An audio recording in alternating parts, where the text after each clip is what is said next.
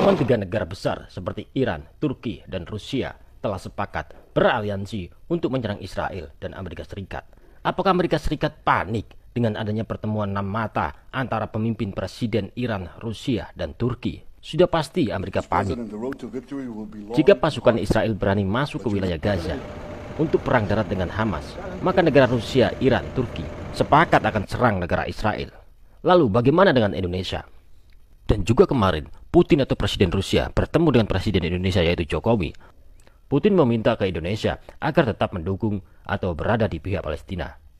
Dan beberapa hari yang lalu, Indonesia juga bertemu dengan Presiden Arab Saudi dan negara Iran membahas persoalan Palestina. Tanpa kita sadari, negara Indonesia ini sangat-sangat berpengaruh untuk kemerdekaan Palestina. Negara besar saja merapat semua ke Indonesia untuk membahas peperangan yang ada di Timur Tengah yaitu Israel-Palestina. Begini, wilayah Gaza adalah garis keras bagi negara Turki, Iran, dan Rusia. Jika pasukan Israel dan Amerika Serikat benar-benar ingin masuk Gaza, maka ketiga negara ini yaitu Rusia, Iran, Turki tidak segan-segan akan ikut bertempur langsung ke wilayah Israel untuk membantu pasukan Hizbullah dan Hamas. Sudah beberapa hari yang lalu, Benjamin Netanyahu sedang mempersiapkan tentaranya untuk menyerang masuk ke wilayah Gaza. Tinggal menunggu waktu saja. אנחנו ממטירים על החמאס אש תופת. כבר חיסלנו אלפי מחבלים, וזאת רק ההתחלה. במקביל אנחנו נערכים לכניסה קרקעית. אני לא אפרט מתי. We cannot and will not let terrorists like Hamas and tyrants like Putin win. I refuse to let that happen. Namun sampai saat ini, pasukan tentara Israel belum juga masuk ke wilayah Gaza. Apakah ini sinyal bahwa pasukan Israel takut perang darat dengan pasukan Hamas dan Hizbullah di Gaza? Apakah takut dengan dukungan negara Turki dan Rusia? Lalu bagaimana dengan Indonesia? Apakah juga ikut bertindak seperti negara Rusia, Turki, dan Iran? Saya rasa Indonesia tidak akan ikut-ikutan perang langsung melawan Israel, karena wilayah Indonesia tidak berbatasan langsung dengan Israel, dan kawasan Timur Tengah bukanlah kawasan Indonesia. Yang pasti wilayah Israel bukanlah jangkauan kekuatan militer Indonesia. Yang perang melawan Israel itu sudah pasti harus negara-negara yang ada di dekat Israel. Indonesia tidak ada kepentingan di wilayah sana, jadi ngapain ikut tempur di kawasan sana atau memerangi Israel? Indonesia sudah mendukung penuh Palestina melalui ranah internasional PBB.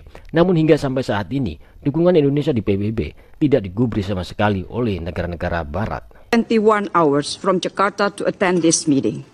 I just want to remind the Council that you have a big responsibility to maintain peace and security, not to prolong war, not to back up any side, to continue war. Indonesia condemned the continuing unprecedented aggression against civilians by Israel in Gaza. Ya sudah pasti karena PBB itu punyanya Amerika Serikat. Apalagi Amerika Serikat menyatakan siapapun negara yang ikut campur membantu Hamas atau membantu Palestina akan diratakan oleh Amerika Serikat dan dianggap musuh oleh Amerika Serikat. Mau Indonesia dijadikan musuh Amerika Serikat? In terms of our ability to the efforts in Israel as well, absolutely we can do both, and we will do both.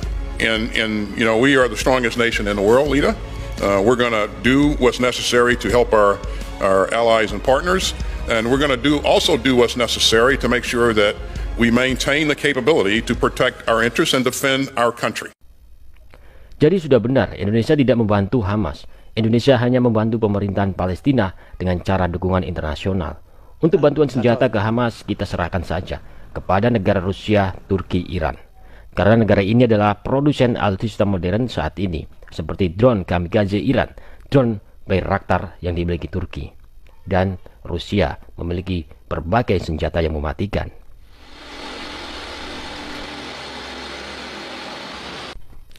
Dan contoh saja negara Turki dan Iran. Kedua negara ini sudah lama bermusuhan dengan Israel. Apalagi negara Iran sudah lama ingin memeratakan negara Israel. Karena negara Israel dan Amerika Serikat telah merudal jenderal Iran yaitu Qasem Soleimani. Yang mana jenderal ini memiliki pengetahuan soal pembuatan senjata nuklir. Maka dari itu Israel dan Amerika Serikat membunuh jenderal Iran ini. Lalu pada akhirnya negara Iran tetap bisa memproduksi senjata nuklirnya dan didukung dengan alutsista lainnya yang membuat Amerika Serikat mengirim bantuan ke negara Israel. Pengerahan kekuatan Amerika ini untuk mengimbangi atau mengantisipasi serangan dari negara Iran, Turki, dan Rusia. Melihat keberanian Iran, apakah Indonesia berani membuat senjata nuklir seperti Iran? Jika Indonesia membuat senjata nuklir, sudah pasti Indonesia akan dimusuhi Amerika Serikat dan sudah pasti akan diganggu Amerika Serikat. Misalkan, kalau Indonesia berani membuat senjata nuklir, harus berani juga melawan Amerika Serikat. Karena Amerika Serikat tidak memperbolehkan negara Indonesia memiliki senjata nuklir. Apalagi tetangga kita Australia sudah jelas-jelas tidak akan membiarkan Indonesia memiliki senjata nuklir. Bagi Australia, itu ancaman bagi negaranya jika Indonesia memiliki senjata nuklir. Dan di sisi lain, Australia tidak mau kekuatan militer Indonesia ini berada di atas militernya. Jika saja Indonesia bersikeras tetap membuat senjata nuklir, Indonesia harus siap-siap dimusuhi negara Australia dan para sekutunya Amerika Serikat. Sama saja halnya dengan negara Israel memusuhi Iran. Gara-gara apa? Gara-gara Iran membuat senjata nuklir. Maka dari itu, Israel mencegah Iran agar tidak memiliki senjata nuklir. Seperti negara Australia tetangga kita, sudah pasti akan mencegah Indonesia agar tidak memiliki senjata nuklir. Pertemuan Erdogan, Iran, dan Putin membuat negara barat terdiam. Dan juga Amerika mendapatkan informasi bahwa Putin atau Rusia mendukung penuh Erdogan untuk menyerang Israel.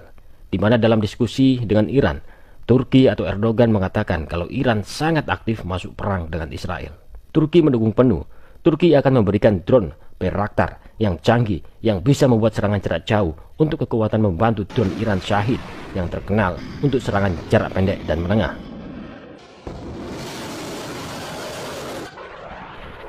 Agaknya mereka tukeran drone. Iran menyerang Israel jarak jauh pakai drone Bayraktar buatan Turki, dan Turki sendiri serang Israel pakai drone Shahid buatan negara Iran. Apakah enggak sangar tuh keduanya mengembur Israel? Ditambah pasukan Chechen dari Chechnya mulai berkumpul di Suriah, tinggal nyebrang ke Lebanon sampai Israel. Di Lebanon juga ada Hizbullah.